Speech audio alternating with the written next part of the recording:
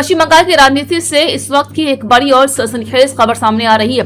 BJP नेता और पश्चिम बंगाल विधानसभा में नेता प्रतिपक्ष शुवेंदु के करीबी सहयोगी और निजी सहायक चंद्रनाथ रथ की गोली मारकर हत्या कर दी गई है। ये घटना उत्तर 24 परगना जिले के मध्यम ग्राम इलाके में हुई है, जहां बाइक सवार हमलावरों ने उनकी कार को रोककर बेहद करीब से फायरिंग की। बताया जा रहा है कि चंद्रनाथ रथ अपने सहयोगी के साथ घर लौट रहे थे, तभी अचानक हमलावरों ने उन पर ताबड़तोड़ गोलियां चला दी। इस हमले में चंद्रनाथ रथ के मौके पर ही मौत हो गई, जबकि उनके साथ मौजूद एक अन्य व्यक्ति गंभीर रूप से घायल हो गया। पुलिस ने इलाके को घेर कर जांच शुरू कर दी है और सीसीटीवी फुटेज खंगाले जा रहे हैं। वहीं इस हत्याकांड के बाद पश्चिम बंगाल की राजनीति पूरी तरह गर्मा गई है। बीजेपी ने सीधे तौर पर राज्य की सत्ताधारी पार्टी तृणमूल कांग्रेस यानी टीएमसी पर गंभीर आरोप लगाए हैं। शुवेंदु अधिकारी ने इसे पूर्व नियोजित हत्या बताते हुए कहा है कि उनके सहयोगी की कई दिनों से रेकी की जा रही थी और पूरी साजिश के तहत उन्हें निशाना बनाया गया है। शुवेंदु अधिकारी ने कहा है ये सिर्फ एक व्यक्ति की हत्या नहीं बल्कि लोकतंत्र पर हमला है। उन्होंने आरोप लगाया है कि बंगाल में राजनीतिक हिंसा लगातार बढ़ती जा रही है और विपक्षी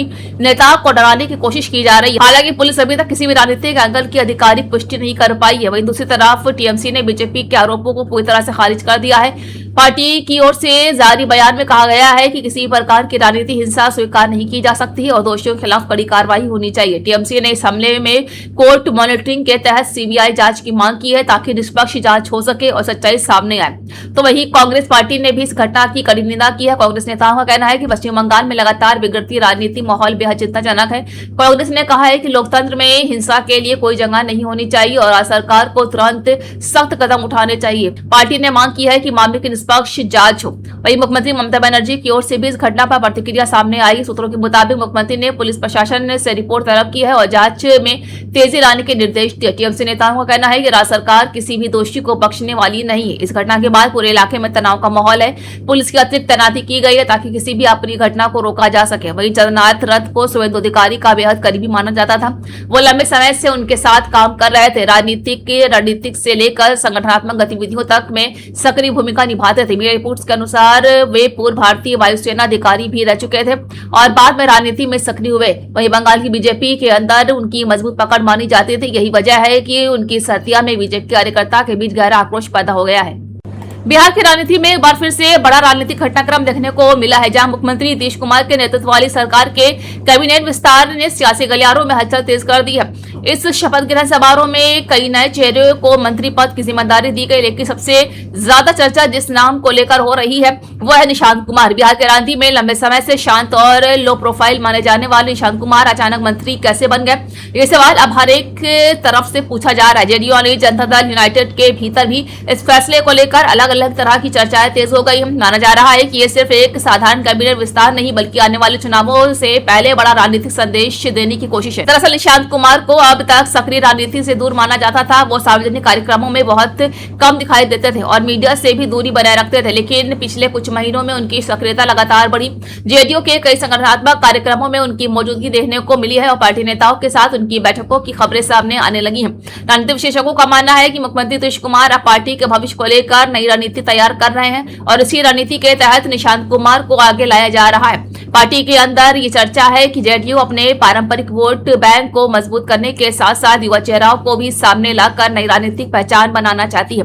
शपथ ग्रहण समारोह के दौरान राजभवन में काफी हलचल देखने को मिली है। राज्यपाल ने नए मंत्रियों को पद और गोपनीयता की शपथ दिलाई है। इस दौरान एनडीए गठबंधन के कई बड़े नेता मौजूद रहे। बीजेपी और जेडीयू नेताओं ने इसे संतुलित और विकास केंद्रित कैबिनेट बताया। हालांकि विपक्ष ने इस पूरे विस्तार पर सवाल उठाए हैं। राष्ट्रीय जनता दल यानी कि आरजेडी नेताओं ने आरोप लगाया है कि यह कैबिनेट विस्तार की पूरी तरह राजनीतिक मजबूरी का नतीजा है और चुनावी समीकरण साधने के लिए किया गया। विपक्ष का कहना है कि बिहार में रोजगारी, कानून व्यवस्था और विकास जैसे मुद्दों पर सरकार घिरी हुई है, इसलिए जनता का ध्यान भटकाने के लिए नए चेहरों को शामिल किया गया है। बता दें कि राजनीतिक जानकारों का मानना है कि ये कदम आने वाले बिहार विधानसभा चुनाव को ध्यान में रखकर उठाया गया है। मुख्यमंत्री नीतीश कुमार लंबे समय से बिहार की राजनीति में सबसे प्रभावशाली नेता में गिने जाते हैं, लेकिन पिछले कुछ वर्षों में उनकी पार्टी का जनाधार कई इलाकों में कमजोर हुआ है। ऐसे में पार्टी अब नए नेताएं और नेतृत्व और नई रणनीति के जरिए खुद को फिर से मजबूत करने की कोशिश कर रही है। निशांत कुमार को मंत्री बनाना उसी बड़े राजनीतिक प्लान का हिस्सा माना जा रहा है। बिहार की राजनीति में आज एक नए और बेहद अहम अध्याय जुड़ गया है, जहां मुख्यमंत्री सम्राट चौधरी के नेतृत्व वाली एनडीए सरकार का पहला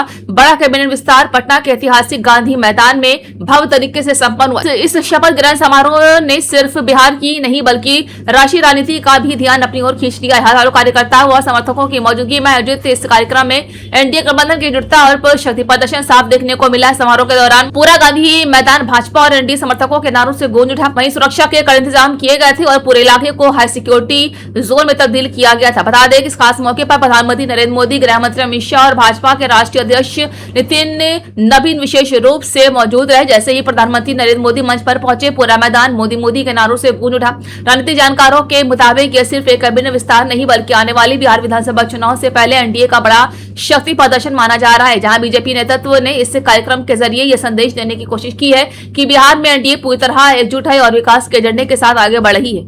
पश्चिम बंगाल विधानसभा चुनाव के नतीजों के बाद अब सियासत और भी ज्यादा गर्मा गई है। चुनाव परिणामों के बीच समाजवादी पार्टी प्रमुख अखिलेश यादव ने बड़ा बयान देते हुए चुनाव आयोग और प्रशासन पर सवाल खड़े कर दिए। अखिलेश यादव ने मांग किया है कि बंगाल में हुई मतगणना यानी काउंटिंग की पूरी सीसीटीवी फुटेज सार्वजनिक की जाए ताकि जनता के सामने पूरी पारदर्शिता आ सके। सुप्रीम कोर्ट तत्काल संज्ञान ले और बंगाल की मतगणना की सीसीटीवी पूरे देश के सामने लाइव उपलब्ध कराई जाए।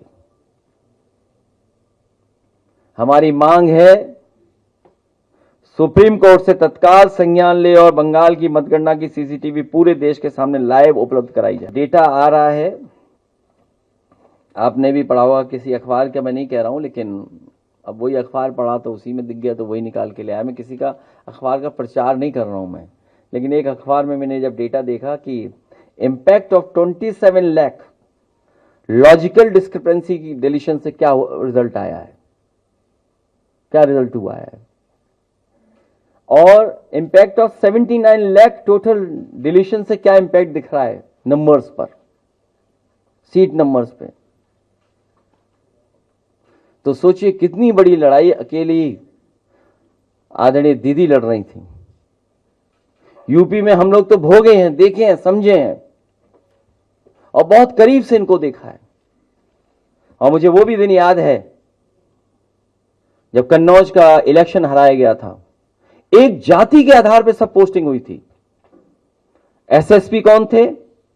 मुख्यमंत्री के स्वजाति थे। कानपुर से मॉनिटर कौन कर रहा था? मुख्यमंत्री के स्वजाति थे। डीजीपी कौन था? मुख्यमंत्री जी के स्वजाति थे। और उसके आगे तो कुछ नहीं बोलना मुझे। सीओ कौन था? पुलिस के कौन थे अधिकारी? अंदर कौन थे?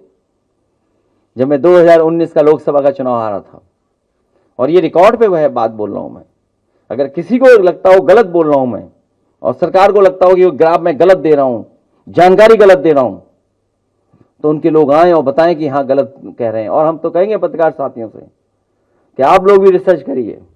कुछ लोगों पे हो सकता है दबाव हो, लेकिन सब पे दबाव नहीं है। पूर्व में जारी तनाव के बीच एक बार फिर अमेरिकी राष्ट्रपति डोनाल्ड ट्रंप ने बड़ा बयान देकर दुनिया का ध्यान अपनी ओर खींच लिया है। ट्रंप ने दावा किया है कि ईरान के साथ चल रही जंग जल्द खत्म हो सकती है और बातचीत के जरिए समाधान निकलने की बहुत ही अच्छी संभावना है। लेकिन दूसरी तरफ ईरान ने साफ कर दिया है कि किसी भी बातचीत का केस सिर्फ और सिर्फ स्टेट ऑफ हॉर्मुज होगा। ईरान का कहना है कि जब तक हॉर्मुज संकट और समुद्री नाकेबंदी पर स्पष्ट समाधान नहीं निकलता है, तब तक किसी व्यापक समझौते की उम्मीद नहीं की जानी चाहिए। ट्रंप ने हालिया बयान में कहा है कि अमेरिका और ईरान के बीच बहुत अच्छी बातचीत हुई है और समझौते की संभावना मजबूत हुई। हालांकि उन्होंने चेतावनी दिया है कि अगर तेहरान में शांति प्रस्ताव नहीं माना तो अमेरिका और ज्यादा तीव्र सैन्य कार्रवाई कर सकता है। अमेरिकी मीडिया रिपोर्ट्स के मुताबिक वाशिंगटन ने फिलहाल हॉर्मुज ने अपनी आक्रामक नौसेना योजना को कुछ समय के लिए रोक दिया है ताकि बातचीत का मौका दिया जा सके। दूसरी तरफ ईरान ने अमेरिका के प्रस्ताव को अमेरिकी विशिष्ट बताते हुए संदेह जताया है। ईरानी विदेश मंत्रालय ने कहा है कि प्रस्ताव की समीक्षा जारी है और अंतिम जवाब मदद देशों के जरिए भेजा जाएगा। ईरानी संसद और रेवोल्यूशनरी गार्ड के कई नेताओं ने कहा है कि हॉर्मुज पर नियंत्रण और समुद्री सुरक्षा उनके लिए सबसे बड़ा मुद्दा। उनका दावा है कि अमेरिका और उसके सहयोगियों ने क्षेत्र में अस्थिरता बढ़ाई है। इसी बीच इजराइल की ओर से लेबनान और बेरूत में जारी हमलों के हालात को और ज्यादा गंभीर बना दिया। रिपोर्ट्स के मुताबिक इजरायली स्ट्राइक में कई लोगों की मौत हुई है और हिजबुल्लाह के ठिकानों को निशाना बनाया गया। अंतर्राष्ट्रीय समुदाय लगातार सवाल उठा रहा है कि आखिर इसराइल की हिंसा पर लगाम कब लगेगी। वहीं फ्रांस समेत कई देशों ने सभी पक्षों से संयम बरतने और नाकेबंदी खत्म करने की अपील भी की। हरमुज मध्य इस पूरे संघर्ष का सबसे बड़ा केंद्र बना हुआ है, जहां दुनिया के बड़े हिस्से का तेल व्यापक इसी रास्ते से गुजरता है। अमेरिका और उसके सहयोगी देशों का आरोप है कि ईरान इस समुद्र मार्ग का इस्तेमाल दबाव बनाने के लिए कर रहा है, जबकि ईरान का कहना है कि वो सिर्फ अपनी सुरक्षा और सार्वभौमिकता की रक्षा कर रहा है। वही वैश्विक बाजार की भी संकट से प्रभावित हो रहा है। तेल की कीमतों में लगातार उतार चढ़ाव देखा जा रहा है और अंतर्राष्ट्रीय व्यापार पर असर पड़ रहा है। कई देशों ने चिंता जताई है कि अगर हॉर्मुज़ पूरी तरह से बंद हुआ तो दुनिया में ऊर्जा संकट गहरा सकता है और यही वजह से अमेरिका, यूरोप और खाड़ी देशों के बीच लगातार कूटनीतिक बातचीत चल रही है।